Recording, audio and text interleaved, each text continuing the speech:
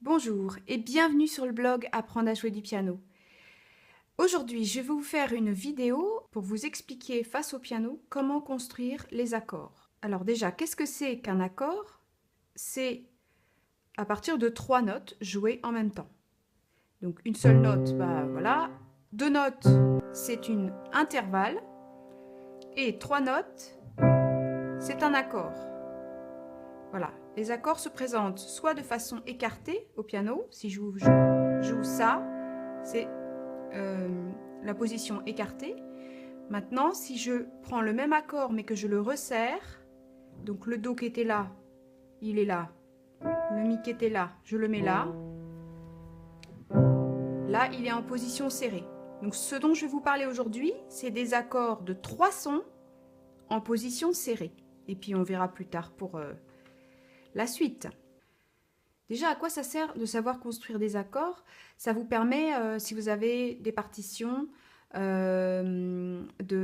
partitions de variété avec la notation internationale au-dessus des paroles, de savoir avec quoi vous allez pouvoir vous accompagner. D'autre part, si vous jouez dans un groupe, on peut vous demander par exemple de tiens, tu pourrais nous jouer tel accord, l'accord de Do, l'accord de Sol, à tel endroit. Si vous ne savez pas de quoi on parle, ça va être compliqué. Alors, comment on construit concrètement un accord? Donc, l'accord de 3 sons, en général, en position serrée et fondamentale, va se construire d'abord sur une note fondamentale, puis je saute par-dessus une touche. On a la tierce, et je saute encore par-dessus une touche. Ça me donne la quinte. Alors pourquoi je parle de tierce? Parce que je parle de la première intervalle par rapport à la fondamentale, puis la quinte, toujours par rapport à la fondamentale. D'accord? La tierce, elle est là, la quinte, elle est là, mais par rapport à la basse. Et c'est ces deux intervalles qui vont construire l'accord quand elles sont jouées en même temps. Alors, vous avez des accords majeurs, comme celui-ci, et des accords mineurs, comme celui-là. Il n'y a qu'une seule chose qui change, c'est la tierce, c'est-à-dire la note du milieu. Voilà, en position serrée, ça donne ça. Si je vous donne quelque chose d'un petit peu plus élaboré et un peu plus écarté, ça donne ça. En majeur, et ça en mineur. Encore plus élaboré. Ou même comme ça. Voilà. Tous ces accords étaient les mêmes, simplement là j'ai doublé les basses, j'ai doublé les notes. Voilà, donc en position serrée, je suis comme ça. Et il y a seulement une note qui change, c'est la tierce. C'est pour ça que je vais vous parler d'abord de la tierce, parce que c'est vraiment ce qui donne la couleur à l'accord. Donc, qu'est-ce que c'est qu'une tierce? Je vous en ai parlé dans l'article précédent. Si vous n'avez pas encore lu, vous pouvez cliquer sur le lien qui apparaît. Alors, la tierce, donc voilà, 1, 2, 3. Ça, c'est une tierce. Je vais m'entraîner à les repérer un peu partout. Donc ça, c'est une tierce, ça, c'est une tierce, une tierce, une tierce, une tierce. Voilà, je fais exprès de prendre que les touches blanches pour le moment, pour que ça vous semble plus simple. Donc ça, c'est une tierce majeure, d'accord? Parce que elle est composée de 2 tons. Mais pour l'instant, vous embêtez pas forcément avec ce que je viens de dire, les 2 tons. Moi, je vais vous donner une manière très simple de construire ça. Il faut que vous fassiez attention aux endroits où il n'y a pas de touche noire entre les touches blanches. Je vais partir des intervalles qui sont construites uniquement à partir de notes naturelles, comme Do, Mi, Mi, Sol, Sol, Si, voilà. Je ne touche pas du tout aux touches noires. Pour bien que vous compreniez et que ça soit étape par étape. Donc là, c'est une intervalle majeur. Parce qu'il n'y a pas de demi-ton dedans. Je vous l'explique de cette manière-là. Là, il y a le fameux demi-ton qui se trouve ici, qui va raccourcir. Regardez, il n'y a que 2 touches là. Alors que là, il y en a 3. Donc, celle-ci est plus grande dans le son que celle-là. Parce qu'il y a moins de touches, moins de notes entre les 2 notes. Donc ça, c'est du majeur. Ça, c'est du mineur. Ça, c'est du mineur, toujours 2 touches comme l'autre. Là, 3 touches. Il n'y a pas à l'intérieur ce fameux demi-ton. Je continue, ça c'est majeur, ça c'est mineur, parce qu'il y a le demi-ton à l'intérieur, ce qui fait qu'il n'y a plus que 2 touches, mineur et majeur. Voilà, donc vous pouvez vous entraîner vous-même, chez vous, à faire la même chose que moi.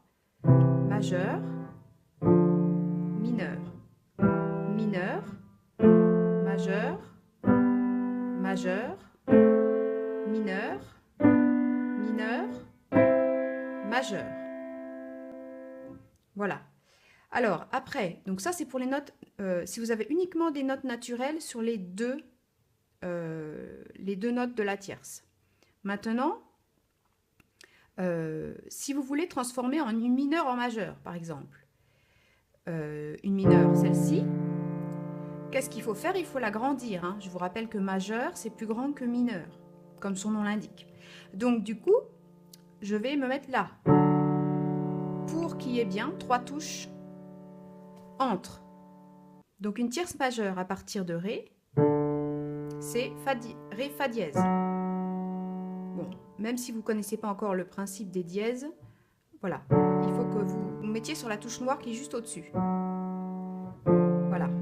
Ensuite, à partir du Mi, pareil, si je veux que ça soit majeur, je vais aller ici. Vous voyez, je l'agrandis. Même au niveau de mes doigts, je fais plus grand. Là, c'est plus petit, là, c'est plus grand. Alors, inversement, si je suis sur du majeur. Là, je suis sur du majeur, j'ai 3 touches. Je vais réduire l'espace entre mes doigts et aller sur la touche noire, qui est juste là. Il faut bien que je me mette ici parce que sinon je risque de passer ici et là par contre ce n'est plus une tierce, hein, c'est une seconde. Donc je me mets là et je vais là. Là c'est une tierce mineure. Voilà, ici la tierce majeure ici, pour la réduire je fais ça. Pareil, je vais sur la touche qui est sur la gauche. Donc si je veux réduire une tierce mineure, mais par le bas cette fois-ci, par exemple celle-ci, je vais descendre ma basse, je vais la descendre ici. C'est juste qu'on est bien d'accord, du coup ça va plus s'appeler une tierce qui part du La. Hein. Ça va s'appeler une tierce qui part du La bémol. Si je suis sur cette mineure-là, je vais descendre le Mi et ça va faire un Mi bémol, Sol. Attention de ne pas l'appeler Ré dièse, Sol, parce qu'à ce moment-là, Ré, Mi, Fa, Sol, ça donne une quarte. On est d'accord, ça sonne pareil, mais vous risquez de vous embrouiller. Il faut vraiment que vous l'appeliez Mi bémol, Sol. Alors, maintenant, si je passe à la quinte. Alors, la quinte est beaucoup plus facile. La quinte, il n'y a pas de majeur ou de mineur. C'est une quinte qui est juste ou qui n'est pas juste, tout simplement. Et d'ailleurs, on emploie véritablement le mot de quinte juste. Ce qui est très pratique avec la quinte, c'est que si vous êtes sur touche blanche en bas, vous serez aussi sur touche blanche en haut. Si vous comptez bien sûr, attention, il faut compter le bon nombre. 1, 2, 3, 4, 5, je suis là, je vais là. Et j'ai ma quinte juste à partir de Do. Maintenant, si je vais là, toujours pareil, ça fonctionne. J'ai le même nombre de touches, vous pourrez compter, hein, entre. Toujours le même nombre de touches, toujours pareil. Tout va bien. Et là, par contre, ça va pas bien. Il en manque une. Cette quinte étant trop petite, c'est la seule, hein, parce que là, après, on revient sur Do, donc tout va bien. Cette quinte étant trop petite, je suis obligée de l'agrandir, donc par la droite ici, ou par la gauche ici. Donc ça, cette quinte-là, c'est la quinte à partir du si, donc pour les accords de si. Par contre, si je fais cette quinte-là, ça va être pour l'accord de la dièse ou l'accord de si bémol, hein, mais bien sûr, ça va plus s'appeler l'accord de si. D'accord? Donc, voilà. Je suis partie exprès pour cette vidéo que de notes naturelles, mais bien sûr, si cette quinte est juste et que je veux faire do dièse, l'accord de do dièse avec une quinte, eh bien je vais tout décaler et ça va marcher aussi.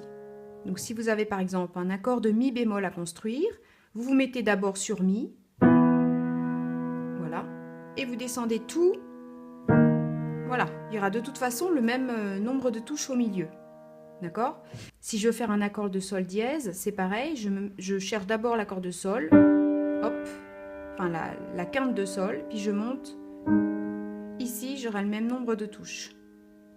D'accord? Prenez bien le temps au départ, quand vous aurez l'habitude, vous ferez directement. Donc, vous vous entraînez d'abord pour la tierce, comme ça, d'abord en vous disant c'est majeur, c'est mineur, etc.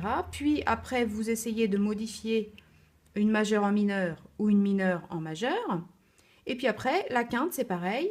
Vous n'avez presque pas besoin de travailler toutes celles-ci. Par contre, soyez attentive à celle-là. Maintenant, si vous voulez faire des accords, il suffira d'associer les deux. Donc, l'accord de Do, puisqu'on les appelle toujours par la basse, hein, ça l'accord de Do, c'est ça. Do, Mi, Sol. L'accord de Fa, je me mets sur Fa. Je fais une tierce et une quinte. J'ai l'accord de Fa. Ensuite, l'accord de Ré, une tierce et une quinte. La seule chose qui va changer entre tous ces accords-là, bien sûr, c'est leur nom à la base et leur qualification. Donc ça, c'est un accord majeur parce que la tierce est majeure. Ça, c'est un accord mineur parce que la tierce est mineure. La quinte ne change rien, c'est uniquement la tierce. Et ça, c'est un accord majeur parce que la tierce est majeure. Voilà. En gros, vous savez comment construire des accords.